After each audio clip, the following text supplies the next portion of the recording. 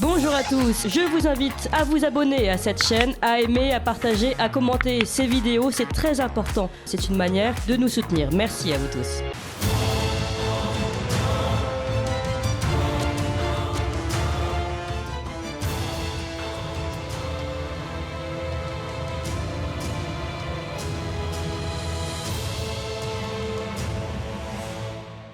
Hier, les gendarmes ont mené une perquisition à l'IHU de Marseille afin de saisir plusieurs documents liés à des recherches cliniques non autorisées, une expérience réalisée en dehors des règles administratives et éthiques.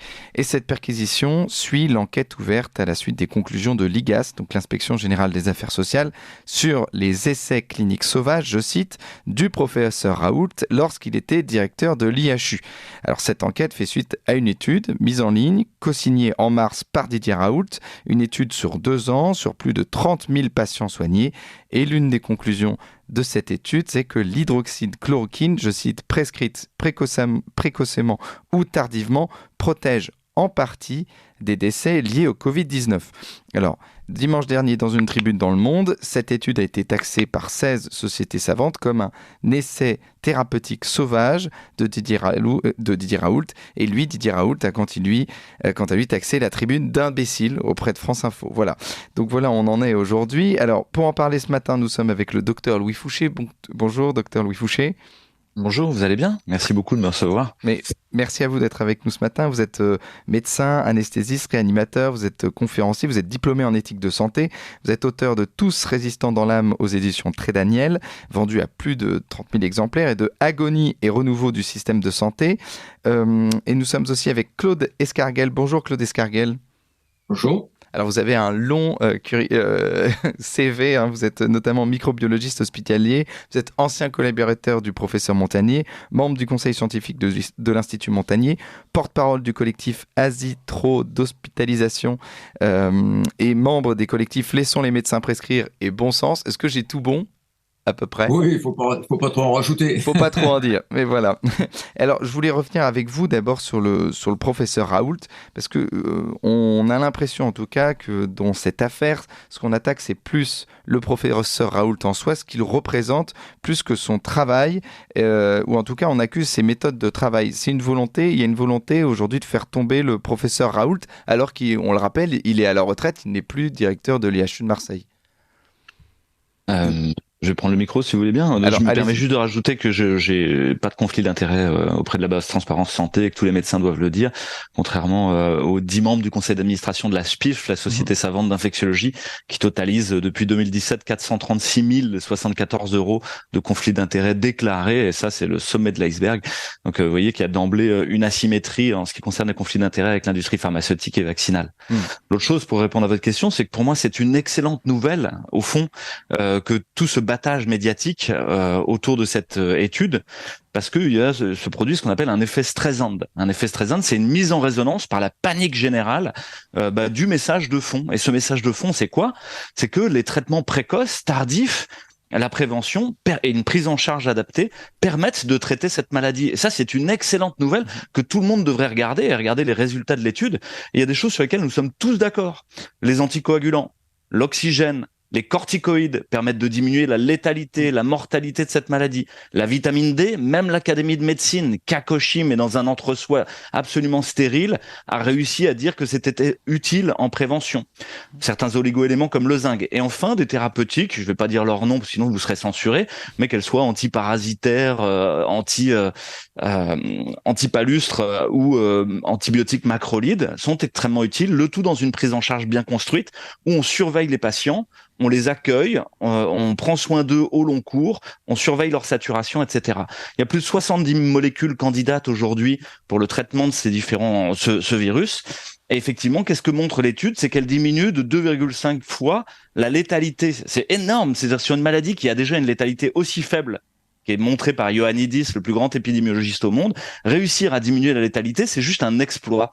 Et pour qu'elle tombe en dessous de 10%. Et ça a une implication très importante. C'est quoi? C'est que contre tous les viridés de type coronavirus ou apparentés et qui auraient une spike, qui s'appelle SARS-CoV-2, qui s'appelle SARS-CoV-3 éventuellement un jour, qui s'appelle SPARS ou autre, ces molécules seront candidates. et intéressante pour les traitements. Et ça, c'est extrêmement embêtant parce qu'il y a quelque chose qui est autour de l'AMM conditionnel vaccinal que vous devez comprendre. Les AMM conditionnels ou Conditional Approval pour la FDA ou l'Agence européenne du médicament nécessitent, pour être donné à un traitement expérimental comme une injection génique, nécessitent qu'il n'y ait pas de traitement. Et donc, c'est l'ensemble de l'enjeu qui est ici, c'est que s'il y a un traitement, tous les projets vaccinaux, y compris du futur, sont réduits à néant. Et ça, c'est extrêmement joyeux pour moi. Donc, je suis très content qu'on fasse un battage médiatique très, très important autour de tout ça. Et justement, et puis on va revenir sur aussi les conséquences de la vaccination qui sont peut-être même plus dangereux que prendre de l'hydroxychloroquine. Mais je voulais revenir avec vous, Claude Escarguel, notamment sur le professeur Raoult, aujourd'hui qui nous est présenté comme un médecin qui est seul. Alors aujourd'hui, est-ce que le professeur Raoult est vraiment seul ou est-ce que justement c'est compliqué aussi de le soutenir tellement il y a tellement aujourd'hui encore soutenir le professeur Raoult est diabolisé notamment on va dire dans l'espace et dans le monde médical. Alors, je peux vous dire que le professeur Raoult n'est absolument pas tout seul. Il y a actuellement des quantités de médecins qui ont lancé une souscription de soutien aux essais et à la politique qu'a eu le professeur Raoult pendant cette guerre, d'après Macron, ce moment d'urgence.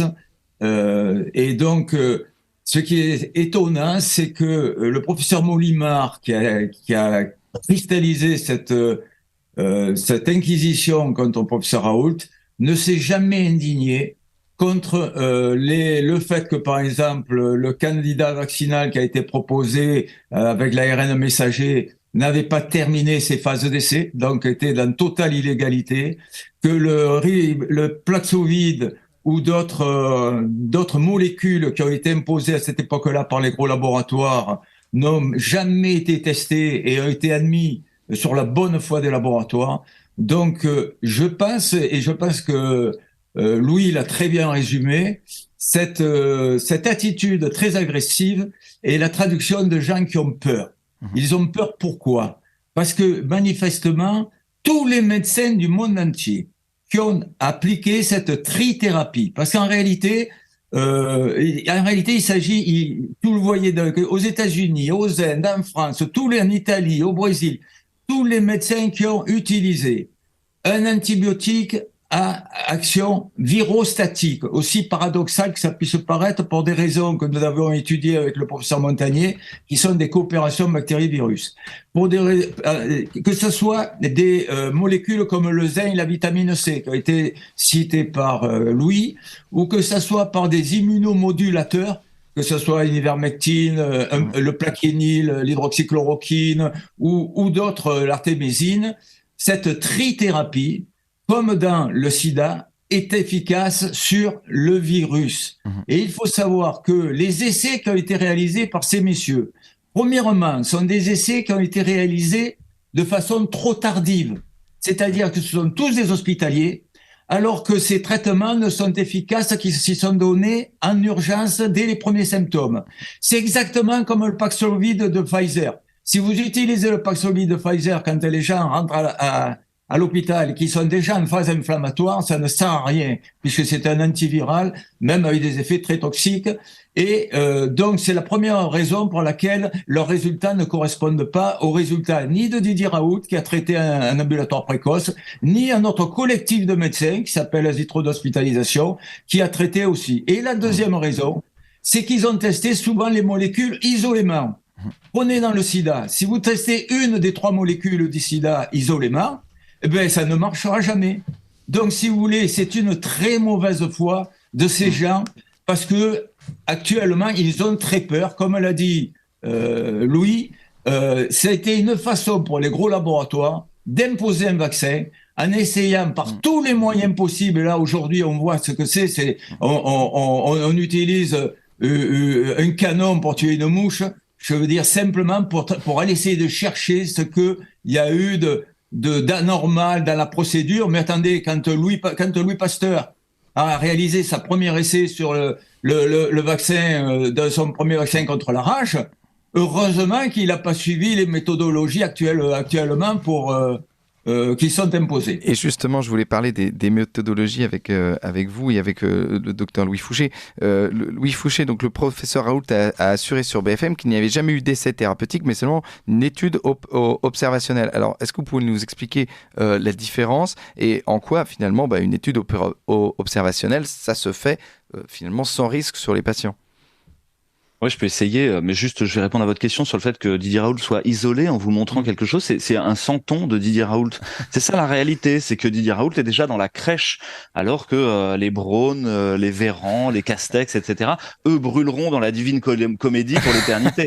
Donc voilà la réalité. Ça, c'est le réel. C'est le réel du soutien populaire, où y compris dans certains restaurants, il y a des pizzas la Raoult. Voilà, c'est à la fois un soutien populaire et un soutien médical, pour aller dans le sens aussi de ce qu'a dit Claude, c'est qu'on a été très nombreux à traiter peu ou prou selon le protocole de l'IHU, qui est un protocole de soins dans son ensemble et qui permet de prendre en charge à la fois en hôpital de jour et aussi de manière précoce, comme l'a dit très justement Claude. Après, sur ce qui est de l'étude et la méthodologie... Alors justement, sur la méthodologie, je vais revenir avec vous juste après, parce que là c'est l'heure du bulletin d'actualité d'Adèle Rosner. Je rappelle pour nos auditeurs qu'on va avec le docteur Louis Fouché, médecin anesthésiste réanimateur. Je rappelle les titres de vos 2 livres, Tous résistants dans l'âme et Agonie et renouveau du système de santé. Et nous sommes avec Claude Escarguel, microbiologiste hospitalier. Il est 8h, c'est l'heure du bulletin d'Adèle Rosner. Ligne droite, le témoin a dit la vérité, il doit être exécuté. La table ronde. Alors avant le bulletin d'actualité, j'étais avec vous, Louis Fouché. Je voulais vous parler justement de ce propos du professeur Raoult qui a assuré sur BFM, il n'y a jamais eu d'essai thérapeutique, seulement une étude observationnelle. Alors je voulais vous parler avec vous, qu'est-ce qu'une étude observationnelle ? Oui, alors effectivement, je pense que ce recadrage est nécessaire, et un recadrage général en fait sur tout ce qui est en train de se passer. Il ne s'agit pas du professeur Didier Raoult, il s'agit des traitements précoces et de ce que les gens prennent conscience que cette maladie est absolument curable et que le traitement permet d'éviter les formes graves comme les évolutions létales ainsi que les formes prolongées de Covid long. Et ça, c'est extrêmement important. L'autre chose, c'est la méthodologie. Alors les gens n'y comprendront rien, mais quand même on va essayer. La méthodologie sur la recherche biomédicale sur les personnes est encadrée par ce qu'on appelle la loi Jardé. La loi Jardé définit des catégories de recherche, catégorie 1, catégorie 2, catégorie 3. Catégorie 1 et catégorie 2 sont des recherches interventionnelles, c'est-à-dire que vous allez mettre en route un traitement et vous allez le comparer à un autre traitement ou à une autre prise en charge. Et vous aurez dès le départ eu l'intention de comparer ces différentes prises en charge. La catégorie 3, au contraire, est rétrospective, observationnelle et fait état de la pratique de soins que vous avez eue ces dernières années. Et ce ne sont pas les mêmes conditions réglementaires, les mêmes conditions d'obtention auprès des CPP, du consentement éclairé, etc. En l'occurrence, les équipes de l'IHU ont mis en route un protocole thérapeutique. Ils l'ont écrit, ils l'ont bordé, il est super bien fait et ils l'ont adapté pour une situation de crise épidémique qui est absolument leur mission en tant qu'institut hospitalo-universitaire d'infectiologie. Et ils ont traité les gens, ils les ont soignés. C'est pourquoi les gens ont une reconnaissance éternelle pour l'IHU quand le gouvernement d'autre part disait paracétamol et bonne chance. Ce traitement, ensuite, nous faisons un retex, un retour d'expérience, vous savez, comme les militaires. C'est-à-dire, on dit, c'était bien, c'était pas bien. C'est la seule chose à faire après une épidémie. C'est de faire un retour d'expérience, de se poser autour d'une table et de regarder, est-ce que ce qu'on a fait, c'était bien, pas bien? Les masques, les confinements, les couvre-feux, etc., les passes, les paracétamol et bonne chance. Est-ce que c'était bien ou est-ce qu'on aurait pu faire mieux? L'IHU montre qu'on aurait pu faire infiniment mieux et c'est une très bonne chose. Donc cette étude est effectivement dans la catégorie 3 de la loi Jardé et tout est absolument conforme aux obligations réglementaires. Il n'y a aucune étude essai sauvage, il n'y a aucune recherche sauvage. Ce sont des prescriptions hors AMM qui ont été réalisées, ce qui est absolument légal. En hospitalisation, il était absolument légal de pouvoir prescrire l'hydroxychloroquine. Et donc, il n'y a aucun manquement. 90% de ce que je prescris en réanimation tous les jours est hors AMM. Et donc, voilà, je crois que ça doit soulever une question en miroir qui est celle du rôle des sociétés savantes aujourd'hui, de leur conflit d'intérêts et de leur corruption. À quoi est-ce qu'elles servent? Et puis, la question du consentement libre et éclairé qui a été très bien traitée par Amin Umlil, qui est responsable de pharmacovigilance à Cholet avant d'être mis à pied pour avoir ouvert cette question sur un autre élément qui est celui de la recherche sur les injections géniques expérimentales où là pour le coup rien n'est respecté de la loi Jardin. Alors Claude Escarguel notamment là-dessus, on accuse le professeur Didier Raoult d'avoir utilisé des cobayes avec cette méthode. Alors est-ce que cette méthode était sans risque, ce que dit Louis Fouché, ce sont des cobayes, les gens qui ont été testés notamment dans ce qu'on appelle des essais thérapeutiques? Absolument pas. Je pense que il faut se rappeler quand même que les molécules utilisées, notamment l'azithromycine, qui a été utilisée par le professeur Raoult, est le traitement reconnu par la FDA aux États-Unis pour toutes les pneumopathies atypiques. Or, la Covid était au départ une pneumopathie atypique, c'est-à-dire une infection virale atypique et qui méritait d'être testée et traitée par ce médicament. Donc, on a utilisé, il n'y a qu'en France que l'azithromycine ne fait pas partie des recommandations dans les pneumopathies atypiques. Alors, je vous dis que aux États-Unis, c'est de routine d'utiliser cette molécule.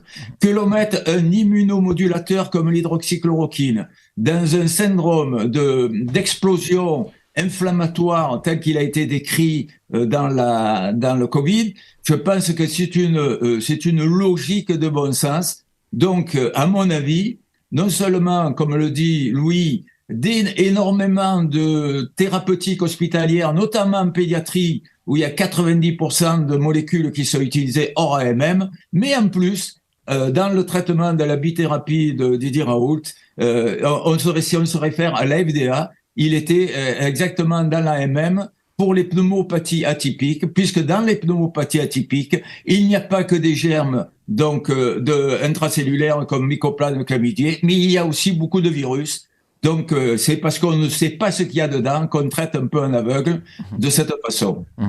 Donc, et Louis Fouché, je voulais revenir sur notamment un article du Monde qui nous explique que le professeur Raoult ferait du populisme médical parce qu'il laisserait des médecins prescrire des médicaments sans recommandation des autorités. Et ça, quelle est la philosophie de ce qu'on pourrait appeler le populisme médical que critique notamment cet article du Monde par rapport au professeur Raoult? Aujourd'hui, quand on laisse les médecins un petit peu trop libres, tout de suite on fait du populisme.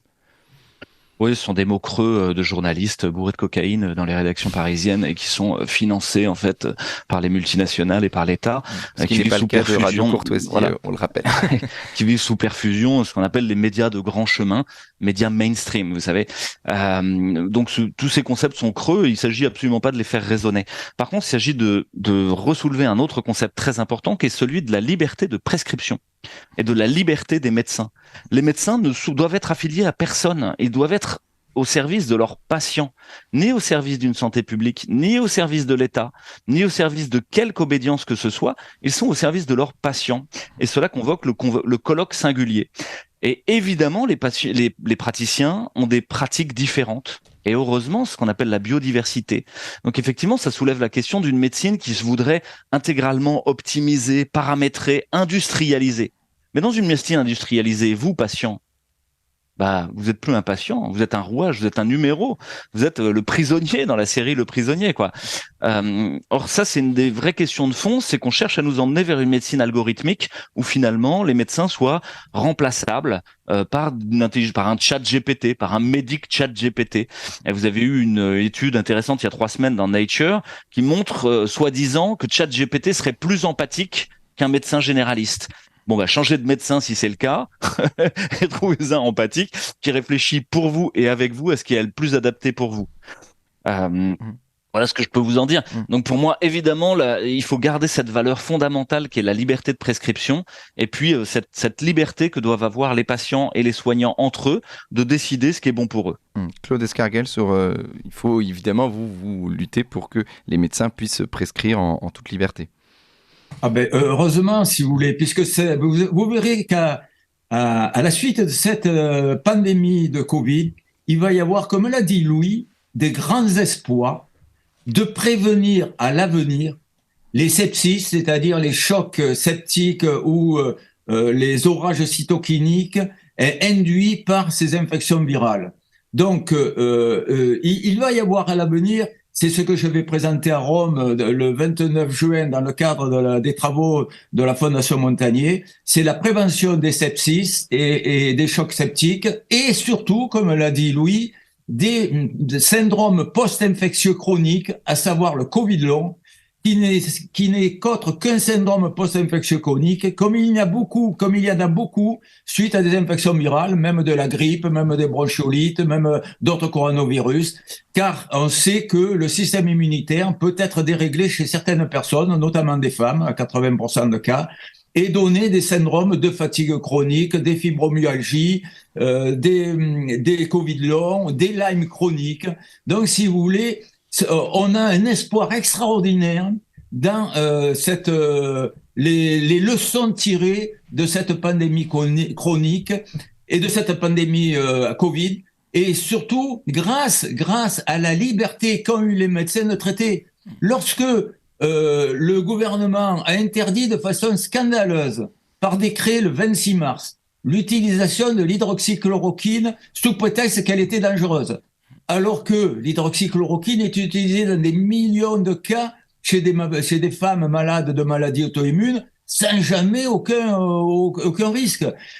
Lorsque donc ces autorités sanitaires ont interdit l'usage d'hydroxychloroquine, les médecins généralistes ont continué à traiter comme ils avaient l'habitude de traiter leurs malades qui avaient des pneumopathies, azithromycine, zinc, vitamine D, et si il y avait des complications de thrombopathie, de coagulopathie ou d'oxygénothérapie, des anticoagulants, de l'oxygène et d'autres anti-inflammatoires comme les corticoïdes. Et à partir de là, on a eu des médecins, énormément de médecins en France, qui ont traité plus de 1000 malades chacun sans avoir pratiquement pas de décès. Et ça, tous les médecins sont tombés de leur chaise. L'ennui, c'est que lorsqu'ils l'ont déclaré, ils se sont fait taper dessus par le Conseil de l'Ordre et par les autorités sanitaires. Et donc, ça a été une véritable chasse aux sorcières. Donc, il y a beaucoup plus de médecins qui ont traité que ce qu'on peut s'imaginer. Et ces médecins, beaucoup d'entre eux ont eu peur parce que quand vous êtes jeune médecin, et si on vous interdit d'exercer, ben comment vous faites pour nourrir votre famille? Donc, si vous voulez, cette chasse aux sorcières de gens qui ont traité s'explique par la peur, premièrement, la volonté, comme l'a dit Louis, des personnes d'imposer un vaccin, alors que s'il y avait eu un traitement, ils ne pouvaient pas l'imposer. Mais surtout aujourd'hui, par la peur qu'ils ont d'être rendus responsables, comme l'a dit le professeur Perron, d'une erreur sanitaire bien plus grave que le Mediator et que le sang contaminé. Parce que si on fait le bilan des gens qui auraient pu être sauvés en ayant eu un traitement ambulatoire précoce, ce sont des millions de gens de par le monde entier. Ben justement, on fera le bilan aussi des vaccins, mais d'abord je voulais revenir avec vous sur notamment la fumisterie de l'affaire du Lancet Gate, qui était une étude du Lancet qui était soi-disant invalider les tests du professeur Raoult sur l'hydroxychloroquine, et finalement on s'est rendu compte, même les médias, on va dire de grand chemin, ont expliqué que cette étude n'était pas crédible, que c'était une fumisterie. Louis Fouché, notamment, cette étude, elle était censée invalider les tests de Didier Raoult, donc finalement les médias ont expliqué en première partie que l'hydroxyde de chloroquine était une fumisterie, puis après on s'est rendu compte que cette étude finalement était une commande pour casser le professeur Raoult et imposer notamment une politique vaccinale.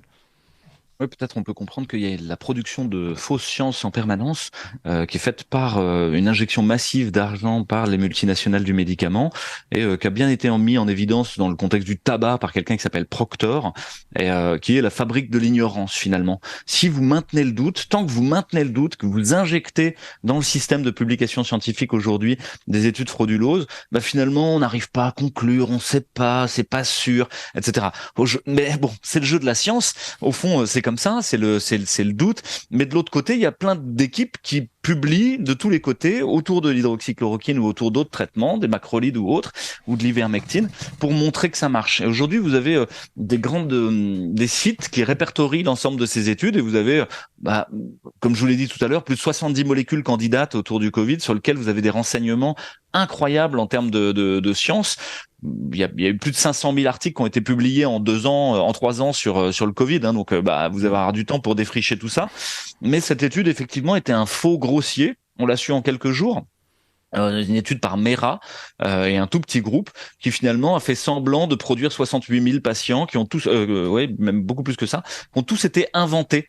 Et on le voyait d'emblée puisque dans les appendices, entre les différents continents où soi-disant les données étaient répertoriées, vous aviez la même quantité d'obésité, d'hypertension, de diabète. Or, on sait très bien que c'est différent entre l'Afrique, l'Asie, les États-Unis, l'Amérique du Sud et l'Europe. Donc ça, c'était une évidence. D'autre part, les ethnicités étaient répertoriées en France. Or, c'est complètement interdit de recueillir ces sujets-là. Donc, dès le début, on a vu que c'était faux. En plus, elle concluait soi-disant que l'hydroxyne tuait à 10%. Mais c'est juste délirant, quoi. Tout le monde a prescrit de l'hydroxychloroquine dans sa vie et sait que c'est un médicament parfaitement anodin. Évidemment, il faut respecter les contre-indications, hein, mais c'est parfaitement anodin. Et ça traduit pour moi la distance progressive entre la narration, la fiction, le fantasme et le réel. Il y a de plus en plus de gens qui n'ont pas les pieds dans le réel. Dès que vous commencez à soigner des gens, à regarder la maladie, à la traiter, vous êtes dans le réel. Quand vous partez dans des fumisteries comme celle-là, vous êtes capable, comme le ministre de la Santé, d'interdire la prescription d'un médicament absolument anodin. Et là, il y a un loup. Parce que vous pouvez pas penser que le ministre de la Santé n'est pas suffisamment renseigné pour savoir que c'est un faux grossier. Claude Escarguel, notamment sur cette étude du Lancet, on savait très vite que c'était un faux, évidemment. Mais je pense que c'est surtout l'équipe de l'IHU de Marseille qui a commencé à le démontrer. Parce qu'ils s'y sont penchés de près. Et alors que ceux qui étaient partisans de bloquer les traitements, au contraire, se sont jetés sur cette publication. Et 2 jours après, c'est suite à ça que Olivier Véran a interdit l'usage de l'hydroxychloroquine chez les médecins de ville. Et il a laissé l'utilisation de l'hydroxychloroquine uniquement dans les hôpitaux. Donc, si vous voulez, je crois que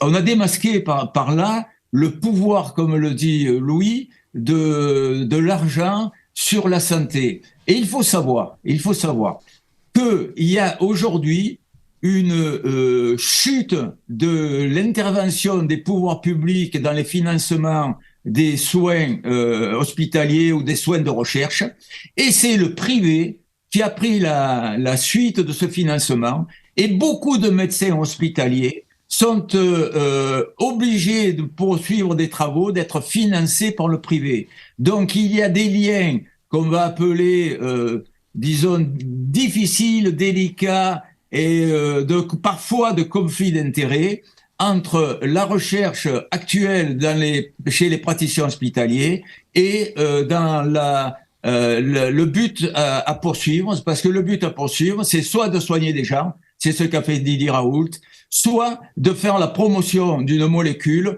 comme on fait par exemple Pfizer à propos du Paxlovid, qui est censé résoudre tous les problèmes. Et donc, on rappelle, donc évidemment, il y a eu cette étude de Lancet qui s'est avérée fausse.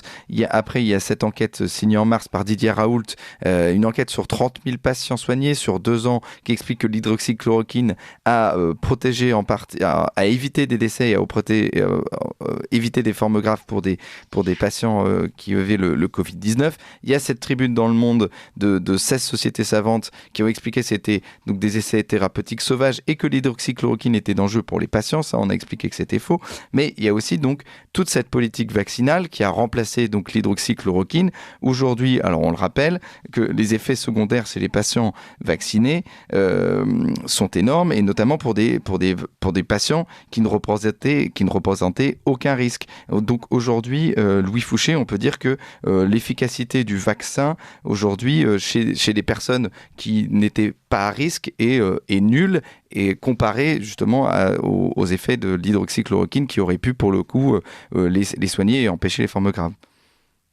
Oui, alors la vaccination, c'est un très gros sujet, mais on savait dès le départ. Je voulais juste revenir avec vous sur les effets secondaires et le fait que ça n'empêchait pas la transmission, pour pouvoir expliquer en quoi l'hydroxychloroquine finalement aurait peut-être pu être un remplacement à la vaccination. Oui, alors c'est pas que l'hydroxychloroquine, c'est l'ensemble d'une prise en charge avec tout ce qui va autour. Mais le vaccin n'était pas prévu pour être une baguette magique, et dès les premiers essais, on savait très bien que les différents essais n'avaient pas été designés, n'avaient pas été écrits pour montrer une diminution de la transmission, pour montrer une diminution des formes graves, pour montrer une diminution des décès. Donc, il diminuait peut-être dans le variant alpha et delta chez les personnes à risque la survenue de formes modérées, quoi. Bon, ok, quel sens ça a, quoi? Ça a été reconnu par la directrice de Pfizer devant la Commission européenne que ces vaccinations ne diminuaient pas la transmission, que donc toute histoire de passe ou d'obligation vaccinale était nulle et non avenue. Puisque vous pouvez transmettre à quelqu'un d'autre, ça n'a aucun intérêt d'aller vous foutre en tôle ou de vous empêcher de participer à la vie sociale parce que vous n'avez pas été vacciné. Donc déjà, il n'y a aucun sens à mettre ensemble un pass et une vaccination. Ce sont deux choses différentes. Ensuite, sur les effets secondaires, que vous l'avez dit, c'est quel est le bénéfice? Bon, il a l'air très faible, peut-être à la marge sur le variant alpha et delta chez les personnes porteuses de facteurs de risque et âgées, mais en tout cas sur le variant Omicron et tout venant et les gens jeunes, ça n'a aucun intérêt, et sûrement pas chez les jeunes. Ou les enfants, ça n'a aucun sens. Je pense notamment à ces enfants qui ont reçu des doses adultes. Vous imaginez la folie, qui avait été mise en évidence par la sénatrice Müller-Braun devant la commission de l'OPCST. Aujourd'hui, en termes d'effets secondaires, nous avons plusieurs registres de pharmacovigilance qui sont notoirement sous-notifiés d'un facteur 10 à 100. Un américain qui s'appelle le VAERS et qui rapporte aujourd'hui à peu près 1 500 000 notifications. Vous allez me dire, mais c'est que des effets secondaires pas graves. Non, là-dedans, il y a 201 000 hospitalisations. Et puis, il y a 35 000 décès. Décès pour quelque chose qui est censé être anodin, qui est censé être de la prévention sur une maladie peu grave chez des gens en bonne santé. Aujourd'hui, vous avez des associations de victimes. C'est peu ou prou la même chose dans Eudravigilance, la base de pharmacovigilance européenne. Et puis, il y a plein de doutes quant aux notifications qui sont faites. Et notamment, on a l'histoire de Madi de Garay, qui est quelqu'un qui a participé aux essais de Pfizer et qui a été notifié comme une douleur abdominale par Pfizer dans le VAERS, mais qui se trouve aujourd'hui dans un fauteuil roulant avec une sonde nasogastrique à demeure, etc. et polyhandicapé. Donc on peut douter un peu de certaines notifications. Eudravigilance, c'est à peu près la même chose. Et maintenant, vous avez surtout un signal très très fort. Ce signal très très fort, c'est quoi? C'est la création d'associations de victimes d'effets secondaires. Que ce soit les gens qui ont des spikopathies post-vaccinales prolongées, une sorte de Covid long, lié à la vaccination et qui est très invalidant dans la vie quotidienne, qui ressemble à un Covid long, que ce soit les gens qui ont des troubles du cycle menstruel, des troubles de la fertilité, qui vont parfois jusqu'à des ablations de l'utérus. Et on a tout un collectif qui s'appelle Ouais mon cycle, qui est très important à mon avis, qu'on donne témoignage à ces gens-là. Et puis vous avez une autre association qui s'appelle Verity France, qui parle des myocardites, des morts subites, etc. Donc on est sur finalement un traitement qui ne fonctionne pas et qui en plus est toxique. On le savait d'emblée. Si vous donnez Spike, qui est la toxine du coronavirus, c'est toxique aussi. Si ensuite vous avez l'idée de créer dans votre propre cellule, dans votre propre corps, de devenir une usine de production de toxines, mais vous êtes devenu fou. Vous ne devez pas transformer votre corps en production de la propre chose qui vous rend malade dans l'espoir de faire des anticorps. C'est quelque chose d'absolument délirant. Et donc l'idée même de cette vaccination est délirante dès le départ. Et enfin vient la question du consentement éclairé. On a la question de l'efficacité, des risques, de la balance bénéfice-risque, de l'idiotie initiale du choix de la molécule candidate pour ce vaccin. Et puis ensuite la question du consentement qui devrait être normalement libre et éclairé. Libre, ça veut dire sans contrainte. Vous n'avez pas une clé de bras dans le dos, vous allez perdre votre boulot comme les suspendus, vous n'allez pas pouvoir faire votre stage ou faire vos études. Éclairé, ça veut dire basé sur une science, sur une information claire, loyale et appropriée, ce sont les termes de la loi. Et cette information, elle doit être basée sur une science impeccable, dénuée de conflits d'intérêts et sur le recul de l'expérience clinique. Quel recul d'expérience clinique vous avez sur ces médicaments? Quelle information, quelle science impeccable vous avez? Puisque les essais Pfizer eux-mêmes sont grevés d'erreurs méthodologiques, ce qui a été très bien mis en évidence par Christine Coton, qui sont absolument majeures. Claude Escarguel, notamment sur cette balance bénéfice-risque entre justement avoir de l'hydroxychloroquine, se soigner à l'hydroxychloroquine ou alors se faire vacciner. Qu'en pensez-vous, notamment en fonction du profil des personnes? C'est-à-dire qu'une personne... Si vous voulez sortir d'un piège, disons, actuel, c'est que, comme l'a dit Louis, il a totalement raison. évitons de parler que de l'hydroxychloroquine. Oui, pardon, excusez-moi. Parler de traitement ambulatoire précoce, parce que, comme il a dit, c'est une formulation de plusieurs molécules qui sont complémentaires. Donc, il ne faut pas se laisser enfermer dans l'hydroxychloroquine, comme il ne faut pas se laisser enfermer dans une seule thérapeutique. Et par contre, pour en revenir au vaccin, il a très bien souligné la nouvelle pathologie qu'on a créée, la spikeopathie, c'est-à-dire c'est la première fois au monde que l'on fait fabriquer par notre organisme une toxine. Et qui est capable de dire tel individu va en fabriquer tant, tel autre individu tant, tel autre tant. Si vous voulez, déjà, au niveau des réponses immunitaires, on est tous dans des situations inégales. Alors imaginez-vous, en tant que réponse à un ARN messager, il est impossible d'arriver à normaliser les quantités sécrétées de toxines. Ceci dit, autant ça pouvait se comprendre dans certains traitements de cancer où il y a 50% de chances de mourir et où on fait fabriquer effectivement par l'organisme des molécules qui vont essayer grâce aux anticorps sécrétés, de neutraliser les cellules cancéreuses, ça peut s'admettre. Mais dans une maladie où lorsqu'il y a un traitement, vous avez 0,1% de létalité. La létalité, c'est le nombre de morts par malade infecté. C'est contrairement à la mortalité qui est le nombre de morts par rapport à la population. Donc, une létalité très faible, 0,1% chez les gens qui ont été traités, contrairement à 2 à 3% chez les gens qui sont restés sous le Doliprane. Dans cette situation, c'est une absurdité de pouvoir risquer les inconvénients qui ont été dénoncés par Louis sur des gens qui n'avaient aucun risque de s'aggraver suite à la Covid, et au contraire, qui avaient toutes les chances Oui. Excusez-moi parce que ça s'est arrêté. Qui avait toutes les chances de se protéger parce que l'immunité acquise par l'infection est aujourd'hui, on le sait, nettement meilleure que l'immunité acquise par la vaccination. Alors, mais Louis Fouché, je voulais conclure avec vous, notamment sur ce que révèle cette étude, c'est que la mortalité était de 15% pour les patients qui n'avaient pas pris d'hydroxychloroquine. Pour ceux qui avaient pris de l'hydroxychloroquine, était de 7%. Alors vous l'avez rappelé, il n'y a pas que l'hydroxychloroquine, il y a tout un ensemble de thérapies qui auraient pu être appliquées, donc des thérapies qui auraient pu être appliquées bien en amont, pas forcément dans des formes graves ou pas en état de réanimation.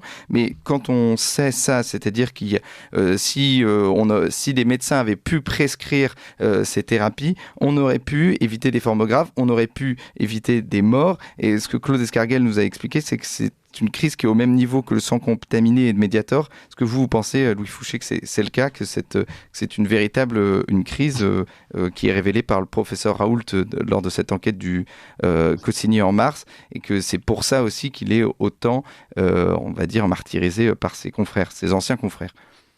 Ah oui, moi je pense que c'est pas qu'un peu la plus grosse crise sanitaire et le plus gros scandale sanitaire de ces 50 dernières années. Et il nous faudra probablement plus de 30 à 50 ans pour s'en remettre, avec toute une littérature qui aura lieu sur le sujet. Vous savez, les Allemands ont mis plus de 3 générations à se remettre ce qui s'est passé entre 39 et 45. Je crois que ce sera la même chose pour nous, parce que toute chose comparable par ailleurs, les Français ont vécu un énorme niveau de violence et d'abandon par leurs institutions, et l'ensemble de nos institutions aujourd'hui se révèlent plutôt les agents rémunérés d'entreprises privées qu'au service du bien commun. Et ça, c'est une prise de conscience extrêmement douloureuse. Ça veut dire que ces sociétés savantes, avec un nom clinquant, sont des sociétés savantes, sont en fait des mafias. Et le prolongement du bras marketing des laboratoires pharmaceutiques et voilà, les médias eux-mêmes qui devraient nous dire la vérité, nous renseigner, passent leur temps à raconter des mensonges de propagande pour obtenir la fabrique du consentement de masse. Bon, c'est extrêmement douloureux. Donc je crois qu'on n'est pas qu'un peu effectivement dans une énorme crise, et que là c'est le travail citoyen qui va être extrêmement important, d'une part de prise de conscience, qui peuvent rester en santé, qui peuvent travailler à leur propre santé autour de tous les facteurs de risque. Il faut travailler à son hypertension, à son diabète, à son obésité pour essayer de rester en santé. Qu'ensuite ils ont de très nombreux pivots nutritionnels, d'activité physique, d'oligo-éléments, de nutrition et thérapeutiques qui permettent de les aider pour passer toutes ces infections hivernales qui reviennent chaque année comme un grand cycle de moisson de mort. Et puis, en l'occurrence, on a des traitements, effectivement, qui sont dans ce qu'on appelle du repositionnement moléculaire, c'est-à-dire des traitements qui sont très peu onéreux, qui sont vraiment dans cette idée permacole que on peut recycler des traitements qu'on servit à autre chose pour d'autres maladies ou des maladies émergentes. Toute cette plateforme technologique vaccinale ARN qu'on nous propose comme une panacée pour à peu près tout maintenant, la grippe, etc., au fond doit être refusée massivement. C'est un jeu d'apprenti sorcier qui n'est absolument pas au point. Peut-être dans 10 ans, 15 ans, 20 ans, vous arriverez à me faire accepter ce genre de choses. En attendant, c'est niet, ça ne rentre pas dans mon corps, et c'est my body, my choice, comme disent les Américains. Et je crois que les Français doivent reprendre en main leur destin. Merci beaucoup Louis Fouché. On rappelle que vous êtes médecin, anesthésiste, réanimateur, diplômé en éthique de santé, et vous êtes auteur notamment de Tous résistants dans l'âme aux éditions Très Daniel et de Agonie et renouveau du système de santé aux éditions Exuvie. Merci à vous Claude Escarguel. On rappelle que vous êtes microbiologiste hospitalier et membre du conseil scientifique notamment de l'Institut Montagnier. Merci à tous les deux.